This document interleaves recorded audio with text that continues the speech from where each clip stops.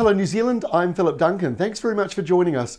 Well, we've got a little bit of an unusual setup around the country at the moment. We've got this prolonged southeasterly, and normally spring is one of two things. It's usually completely changeable and chaotic, or we've got lots of westerlies. So to be having a prolonged southeasterly, that's a little bit different, and this is it here. Low pressure to the northeast and a big high coming in for the South Island. So we've really got two different sets of weather for the North Island and the South Island, or at least the upper South Island might be a little bit like the North, but we've got these big strong southeasterlies, and it is turning a little more serious than we earlier said. The rainfall totals around Hawke's Bay are now at the point where flooding and slips are looking quite likely. There's already been 75 millimetres of rain, and there could be more than double that coming for some areas. Let me show you what is going on rainfall wise over the next 24 hours. Some of these totals, 170, 150 millimetres up in the mountains and ranges of Hawke's Bay, out to the east, even out to coastal areas, there might be 120 or more millimetres. Now, not everybody in that zone has the total,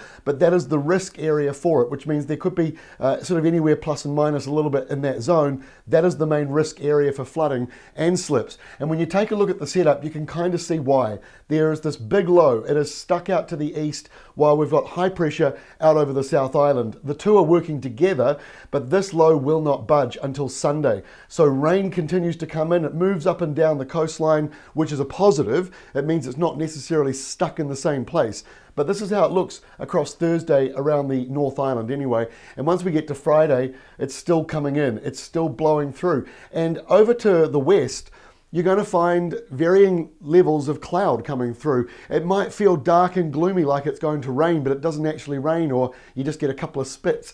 Very similar to what Canterbury gets when they have a nor'wester and it's pouring with rain on the west coast and they just get a little bit of spillover. That's the same story up here. Some of the downpours might be a little bit heavier coming into Waikato every now and then, but generally speaking, most of it is over around Hawke's Bay.